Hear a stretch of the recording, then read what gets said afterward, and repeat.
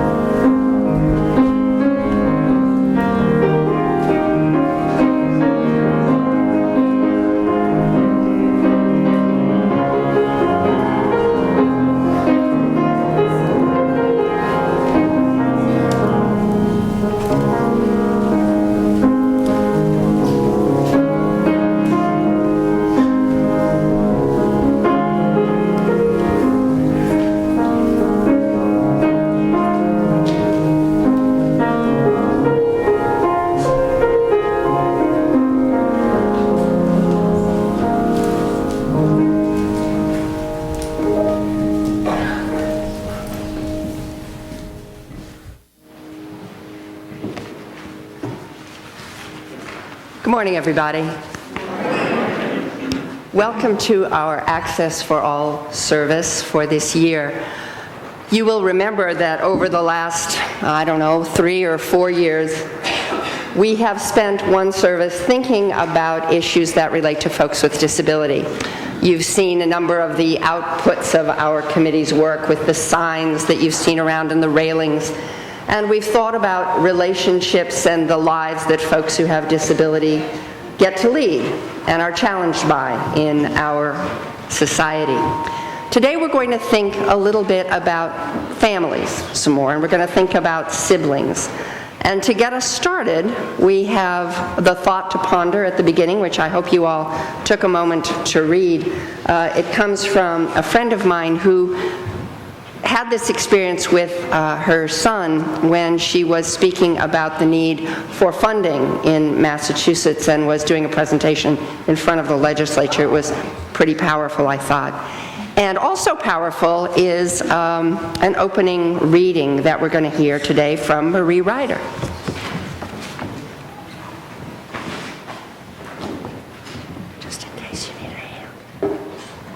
Okay. This is a letter by Katie Cochran, the mom of 2 children, of whom one has a disability. It was first published on the website The Mighty.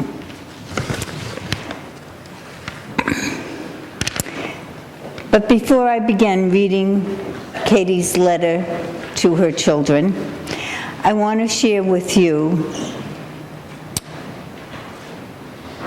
that when I was 14 years old and my brother was 16 years old, he was stricken with the polio virus, and he became almost totally paralyzed. And our lives at that moment, I guess Katie would say, was pinned in the stars. Our lives as a family was changed forever. So this letter that I'm going to read to you resonated with me and filled me with sadness and joy. So if I'm a little weepy when I read it, I hope and I know you'll understand. Hey there, I heard you're the sibling to a child with special needs, and I wanted to write you a letter explaining why you have a one-up on life. I know your life might seem hard or different right now, and different from your friends, but trust me, you most definitely will be more prepared for life than anyone else. Let me explain. I heard you deal with more than any child should. Your parents spend a lot of time away from you. You know they're taking care of your sibling, possibly bringing him or her to the doctor. Maybe your sibling is admitted to the hospital on a routine basis, and your parents might be on the phone dealing with insurance companies. I know, my friend, you see this more often than not. You see the love your parents have for your special sibling, and it's been embedded in your heart. You see the patience they exhibit when caring for him or her, and it's buried in your soul. You see that your parents never stop trying to get what your sibling needs, and it's being ingrained into your mind. You see your parents exhaust themselves so your sibling and you are well taken care of, and you're learning from this. You may not know it, but all of these little things are teaching you traits of how to be an amazing person. I'm certain that being the sibling of a child with different needs is a struggle. I know you have some moments when your heart stings with jealousy, when you're worried sick about your siblings. I know you have those moments when you wish you could be at more parties. All of these times are totally understandable. You have a right to be upset every now and then, but I can bet you can think of some pretty cool things that you have in your house, like wheelchairs that you can ride in, and cool assistive toys. You get an experience, a friendship with your sibling that no one else has. Did you know your parents watch you and your siblings' interactions on a daily basis, and their heart literally wants to burst out of their body with pride? They notice when you walk by and give your sibling a quick kiss or a stroke their hair or give them a hello. Your mom and dad love to witness you sticking up for your siblings or to make sure that they're included. They quietly observe you as you help with therapy, putting oxygen masks on, prepping medication. You do such an amazing job helping your parents. It surely takes a wonderful little girl or little boy to do what you do on a daily basis. I'm sure they tell you thank you, but sometimes, if they don't, just know they are beyond thankful for you. But most important of all, my dear one, the reason you are going to rock this life, you know the true meaning of love, you know true heartache, and you know what is truly important. You have lived a life that takes a strong heart and a strong mind. You will mature much faster than your schoolmates, so don't be too hard on them. You'll exhibit compassion that astounds others. You'll know more about health care than 95% of people you pass on the street. And you will most definitely have a wicked sense of humor that will enable you to keep life joyful no matter what.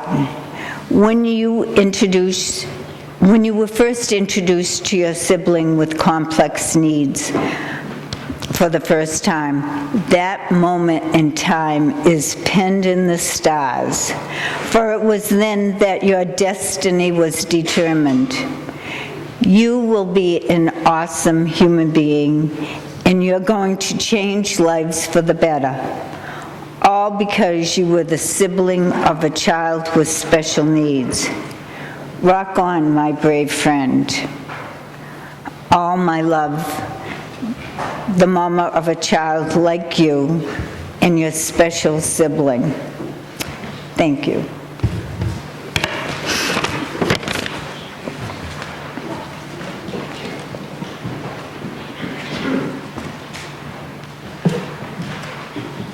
All right, let's sing your regular hymnals, number 347, Gather in Spirit.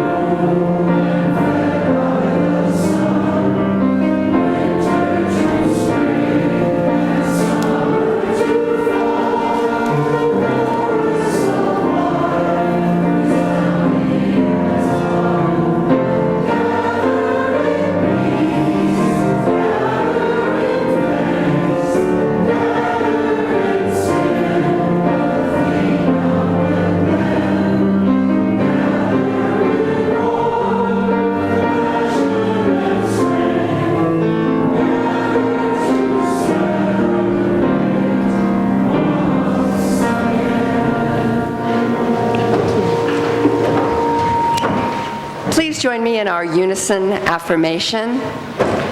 Love is the spirit of this church, and service is its law. This is our great covenant, to dwell together in peace, to seek the truth in love, and to help one another. Please be seated.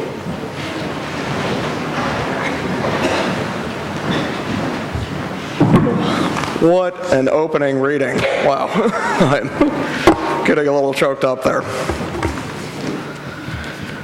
Good morning. Welcome to you all. Welcome to another beautiful Sunday here in First Parish Bedford. Welcome to this shortest month of the year. Thanks to those of you who made it to the totally awesome and epic First Parish Cabaret last night.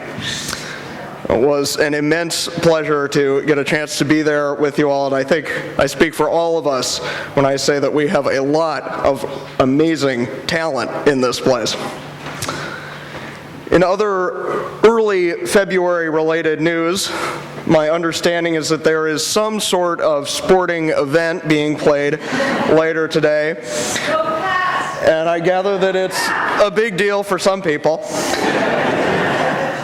As a case in point, I was recently visiting my sister who lives in Providence, and I overheard a group of her Rhode Island in-laws discussing how excited they were about the game.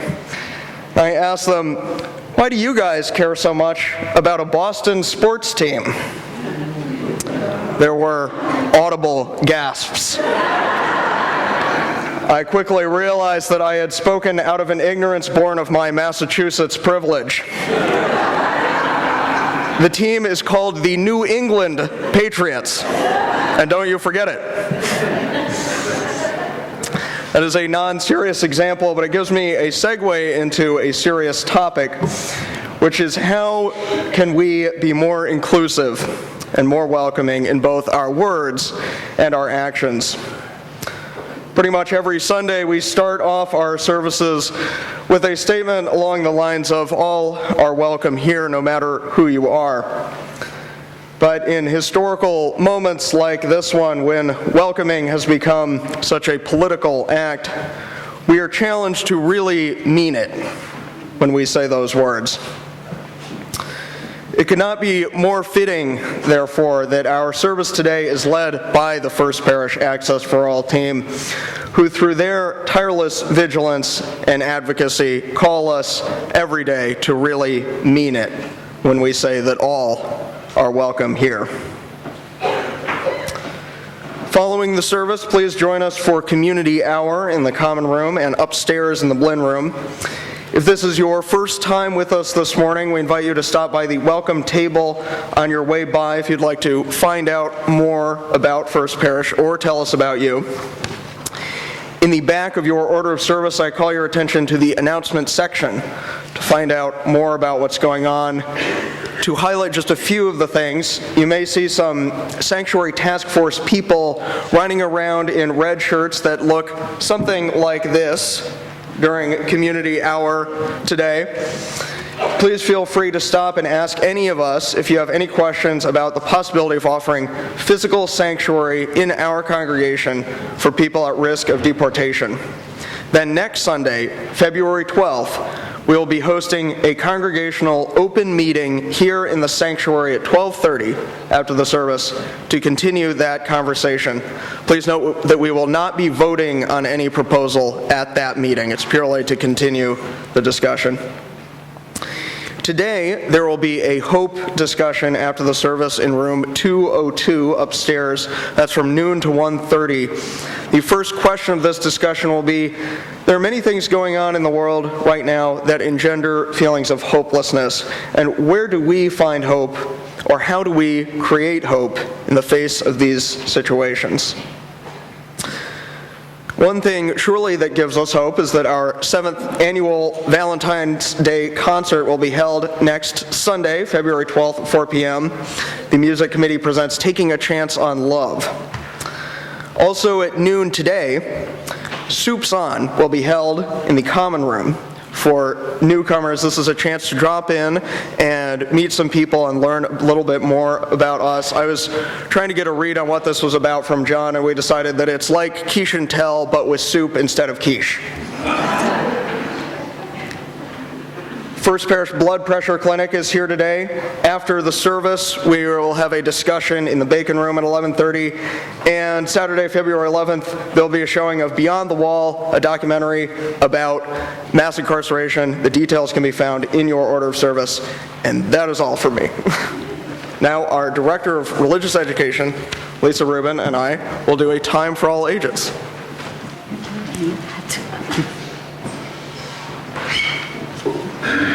Uno momento, por favor.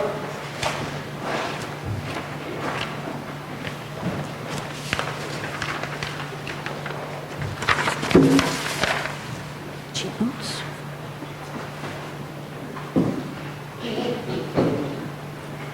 Okay, you can start.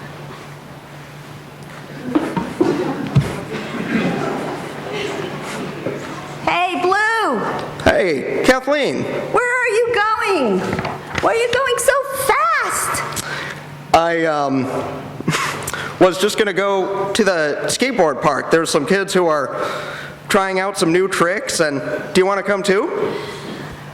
Sure. That sounds great. Wait, I'll go get George. Oh, Kathleen, that's going to take forever. What? Well, I mean, you know, George, and I like George, but it just takes a little bit longer for him. You know how it is. Hey, what are you saying?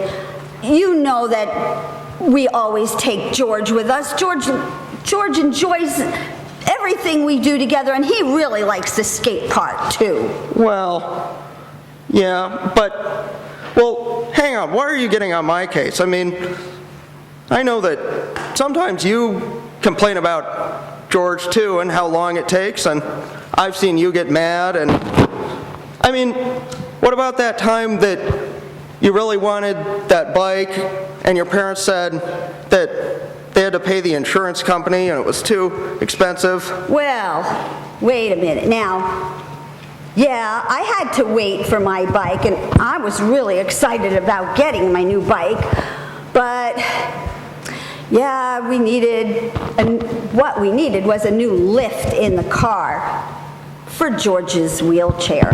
And that happens sometimes. Things happen where George's needs come before mine. But my needs aren't as difficult as George's needs. And besides, I got my bike a few weeks later, and anyway, it's okay for me to complain sometimes because he's my brother, but he's your friend, and you're not supposed to complain about him. Well, Hey, yeah. Remember how he helps you with your math homework? Huh? Oh, yeah. And remember that time when you got a cramp in the pool and he saved you from almost drowning? Huh? Remember that? Yeah. I guess. So now you're complaining that it might take us a little longer to wait for George? I think you should think about that again. Well, I guess it does take me a little longer to do certain things. Like, George is so fast at math, and I'm kind of slow at math. And I'm not that good at swimming, or it takes me a little bit longer. That's for sure. So, I guess if he was willing to wait for me for all those things, then I can wait for him. Thanks. That's how friends do it. Let's go get George. Woo! I'm sorry about that.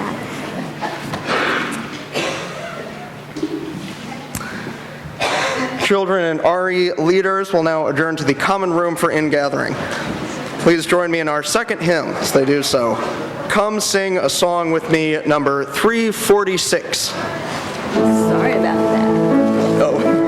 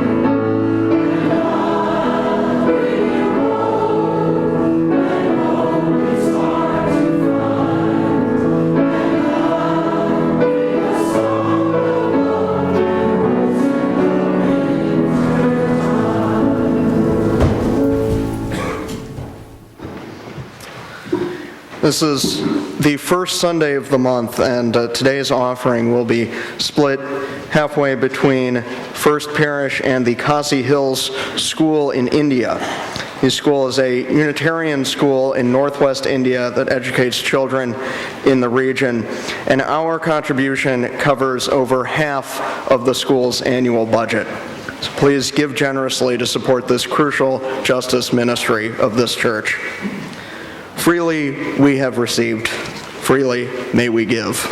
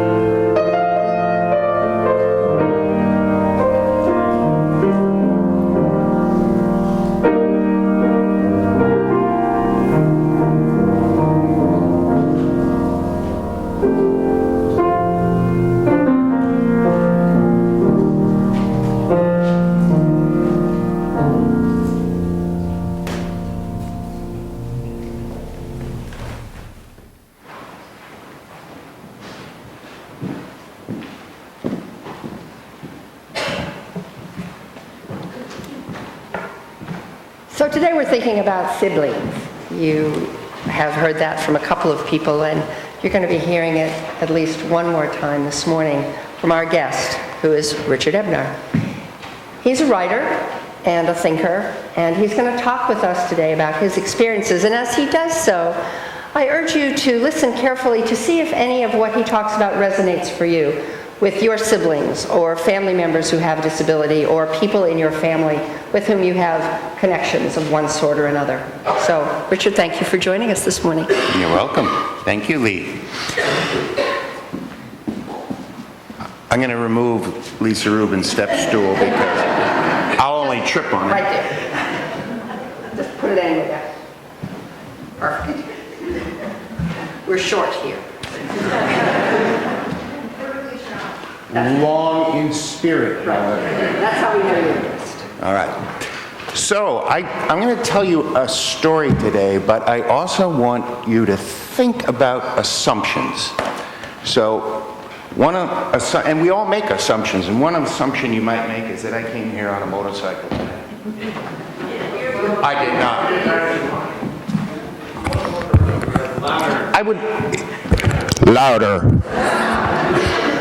Yeah, that will Walk do around better. people. Thank you. Hello, is that better? Good. So I was talking about assumptions, and one assumption you might make, which would be reasonable, is that I was cold or that I came here on a motorcycle. Neither assumption is correct, however. So, keeping assumptions in mind, I want to tell you a little story about my brother. Carl Ebner Jr. was born and came into life with kind of a bang. It was August 9th, 1945. Now, I don't know if that date does anything for anybody, but it was the day, yes, exactly. It was the day we dropped a bomb on Nagasaki. Fortunately, at the Ebner household, there was hope for better things to come. A healthy baby boy was now part of my mother and father's life. They were grateful.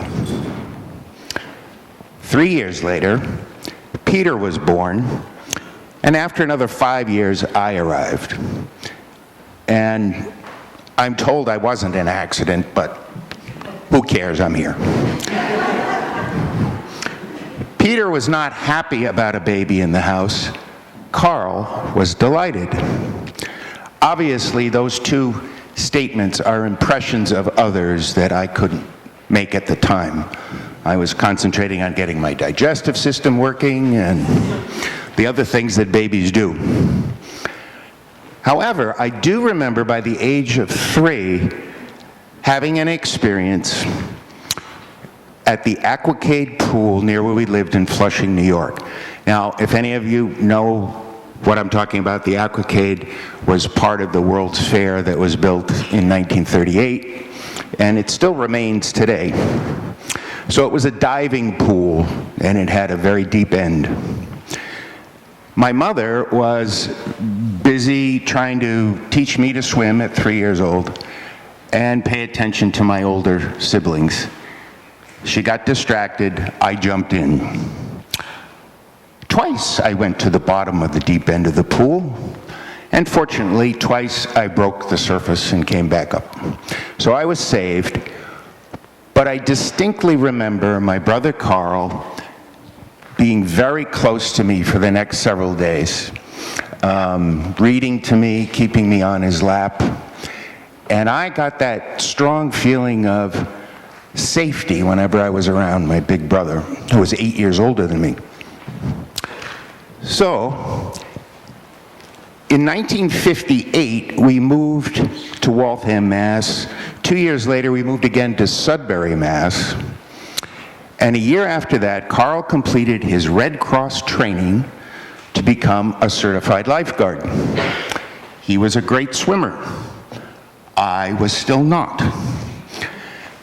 My mother wanted me to have a better experience with water, so they sent me to a day camp. And fortunately, my big brother was a lifeguard there. And I felt reasonably safe, even though I was still scared of water. In 1963, we moved once again to Chelmsford, Mass. Carl, my brother Peter, and some of his friends built a hand-poured concrete basketball court in our side yard. I wanted to help. Peter said I'd only be in the way and slow things down, and he was probably right. Carl insisted I be involved. Once the court was finished, Carl taught me how to make a hook shot that he could not block despite being a foot taller than me. Thanks again, big brother. Carl graduated from high school as I completed 4th grade. The Vietnam War was still only in the background for most of us. After high school, Carl got a job at the Esso station just outside of Chelmsford Center. Does anybody remember when Esso became Exxon? I think it was around 1972. But anyway, during the week he pumped gas. At night he worked building dragsters. And on the weekend he raced them at Sanford Drag Strip in Maine. I went to see him race once, but it was too noisy and too scary for me. I did like hanging out at the garage though while he worked, and I learned a lot about wrenches and other tools. As the Vietnam War expanded, my mother worried about her sons, Carl being the oldest, healthy, and of draft age. She worried about him the most. With her encouragement, Carl applied to Wentworth Institute. Because at the time, being in college still qualified as a deferment. Later, they took that away. So, as Carl would tell you, if he were here today, for the first semester at Wentworth, he majored in beer drinking. Halfway through the second semester, he flunked out. Back in the sights of the Selective Service, he decided to join the Coast Guard rather than be drafted. After boot camp, his first tour of duty was at a lifeboat station in Scituate, Mass. During his time there, he and 2 of his crewmates were credited for saving a fisherman from his burning boat.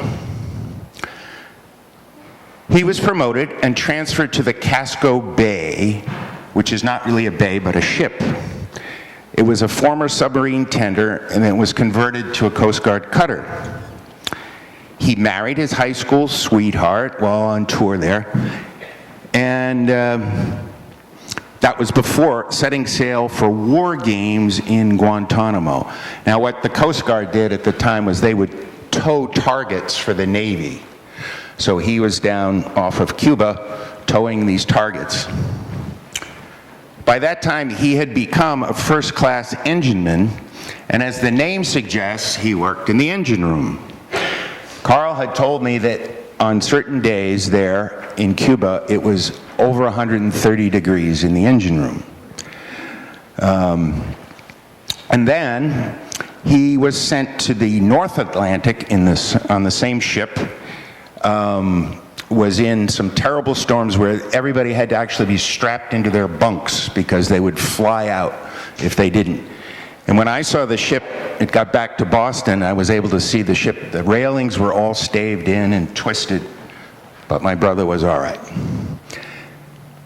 Carl's last assignment was Cape Ann Lighthouse in Gloucester, and actually, if any of you know that place, there's actually 2 lighthouses, one on either end of the island. One Sunday, when I was about 15, I visited him there on Family Day. Carl picked me up at the shore in a Boston whaler, and we sped off to the island. The day was great fun for me because I was the only family member there on Family Day of any of the other men that were on the island, and they doted on me. We went out in the boat and they showed me how they checked lobster pots to make sure the lobsters were big enough, and of course took some of them for themselves. So we wound up cooking lobsters together and eating together, and I got the real sense of how the rest of these men really respected and looked up to my big brother, and so did I.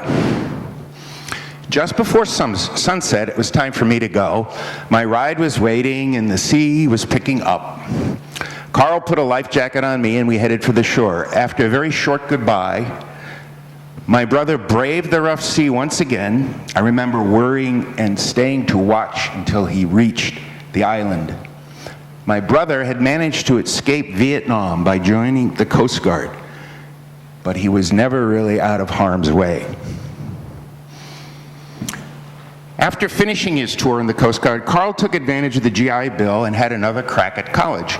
This time, he really applied himself and studied mechanical engineering at Lowell Tech, which you may know now as Lowell University. While in school, he began having trouble with his legs. At first, it was just a tingling sensation in his toes and feet. Pins and needles, basically. It progressed and started to affect his balance. After seeing his regular doctor, he was referred to a specialist in Boston. MS was suspected. At that time, a spinal tap was ordered, a very invasive procedure. MRIs were not available back then. It was confirmed the diagnosis was multiple sclerosis. I was told about it at a family meeting. I was confused. I thought my brother was about to die. He started needing a cane, then 2 canes in order to walk. By the time he was 26, he had to have a wheelchair to get around. Initially, Carl was determined not to let his disease limit him any more than was absolutely necessary. He graduated, earning a degree as a mechanical engineer, got a good paying job in his field, designed his own house that gave him freedom to move about at home, bought a sports car with hand controls. From his wheelchair, he even found time to coach my church basketball team. He told me that he was not going to let his upper body get weak by using a motorized chair and a van with a lift. I remember waiting for him to assemble his chair that usually rode in the back of his 260Z. He would lift the frame over his lap, placing it on the ground next to the open driver's side door, put the tires and the footrests on, and then transfer himself in one quick jerk. Often, he'd do a wheelie with the chair to celebrate another successful landing. No matter how many times I saw him do this, it always amazed me, and it made me smile.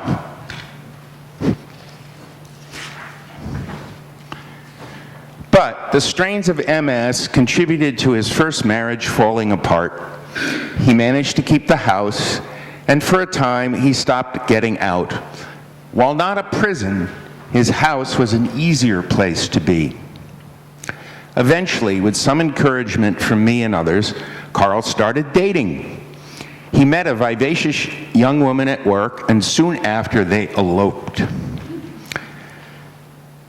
This woman, who was closer in age to me than my brother, really wanted to get out of the house. She didn't want to stay cooped up in a house. So she forced my brother to start trying to take vacations. This was both good and bad for their relationship.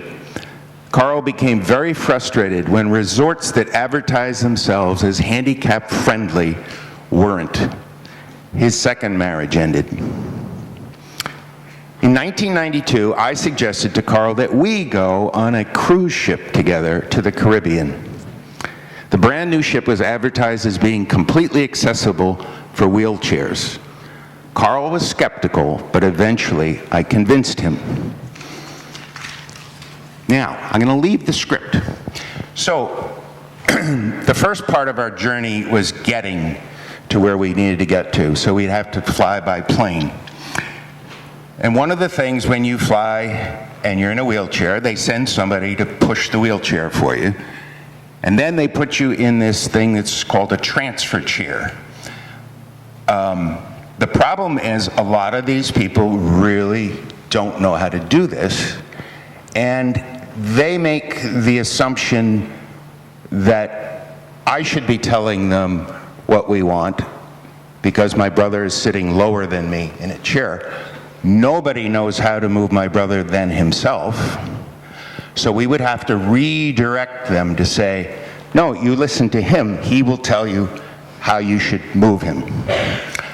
We got on the ship, and I convinced him that we should go to their little island so we could go snorkeling. Not that I wanted to, but I know he loved the sea and he loved water. So we would have to get put on a tender and taken to shore, and then walked out with 2 lifeguards carrying him out into the water. So the lifeguards, once we got out there, had all our equipment on, said to me, now, if he gets in trouble out there, this is the signal we want you to give. So I said, well, that's fine. I said, but if anybody's going to get in trouble, it's me. When my brother is in the water, he'll outswim all of you, legs or no legs. And sure enough, he did. The great thing about the experience going together is that he got the cruise ship bug. And he went after that with a new girlfriend, year after year. We went several times. But I just always find it interesting that because someone is in a wheelchair, you may make an assumption about them, such as my jacket, that just isn't true. So I would suggest, if you can think of, there's a thing in Judaism called Musar, where you talk about your place and your space. So one of the things, before you go, even though you're good intentioned, and you go to help somebody with a wheelchair, consider your place and their space. Ask them what kind of help they need, rather than assuming. You may be surprised they may be able to do a wheelie with the thing. Thank you.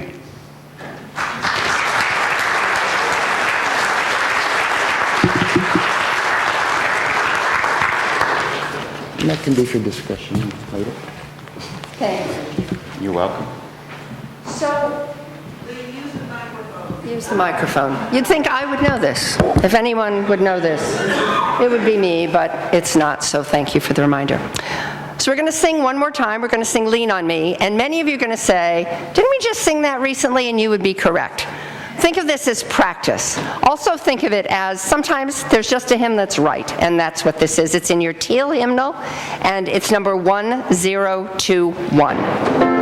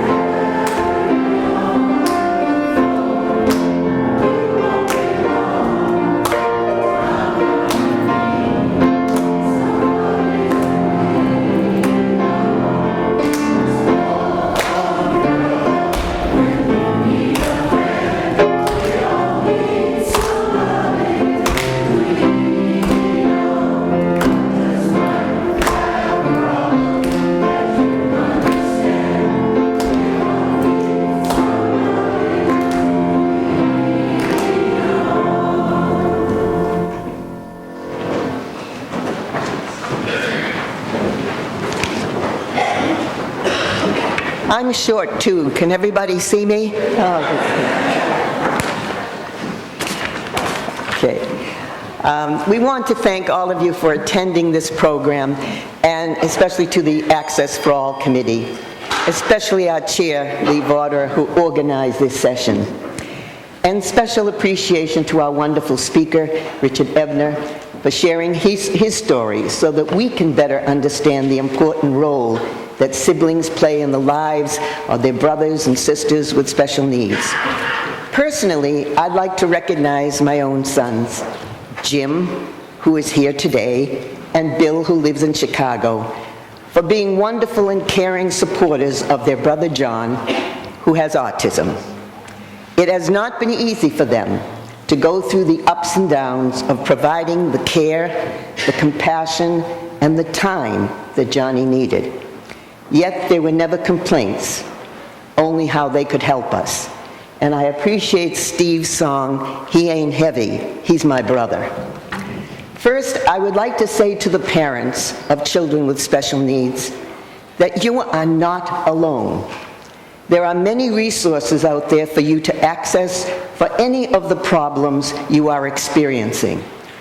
Many of our parents, legislators, and support groups have worked very diligently for over 50 years to make Massachusetts one of the leaders in the fields of education, social services, all our wonderful laws, and medicine to improve the lives of all our children.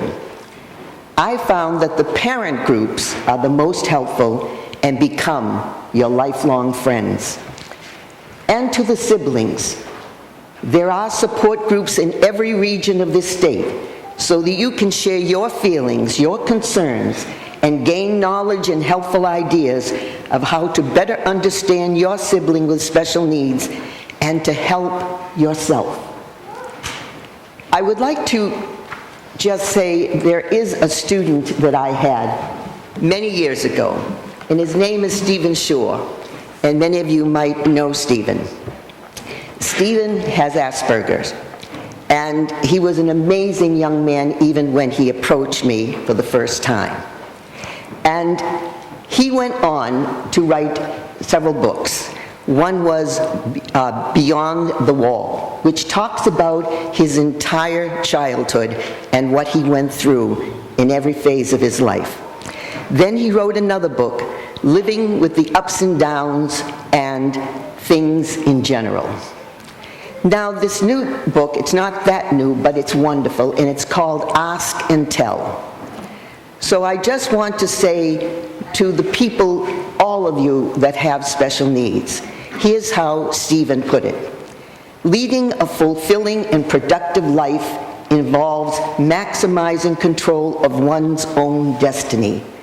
By focusing on our strengths and what brings us satisfaction to accommodate for challenges, we can build a stronger, more positive sense of self that benefits not only ourselves, but our community as well. Being productive and fulfilled requires the ability to effectively make our preferences and needs known to others. To do so, in turn, requires a heightened sense of self-awareness. We must come to grips with who we are and what our needs are before we can communicate them to others. And this book, Ask and Tell, there were chapters written by 6 people who had Asperger's, and it's an amazing book. Now, when I teach in my classes, I always end with a funny story from John. And we've lived with John for 52 years, so you can imagine how many funny stories he tells. But he doesn't know how funny he is. Well, he came home, and Tom, you'll have to forgive me for telling this story, but he came home a few months ago, a few weeks ago, and he said, first of all, let me explain. His grandmother, his Italian grandmother, Nonna, told him never to cry when people die, because they're all going to go to heaven and you'll meet them up there someday. So don't cry about anyone that you love that dies. So John took that in, did not say too much, but took it in. So he came home and he said, Mom and Dad, when are you two going to die and go to heaven? And so I said, John, I don't know. And he doesn't like the answer, I don't know. So I said, how about in 20 years? I'll be close to 100. So he took that in, didn't say anything. Then he looked at his father and he said, Dad, how about Wednesday?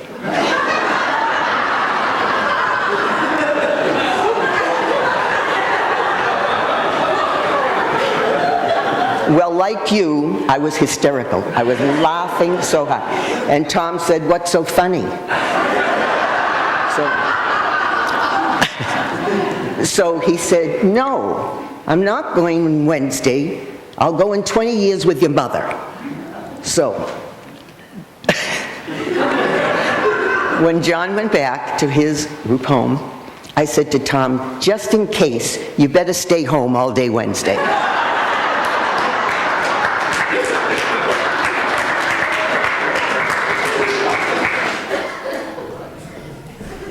There's $1 million.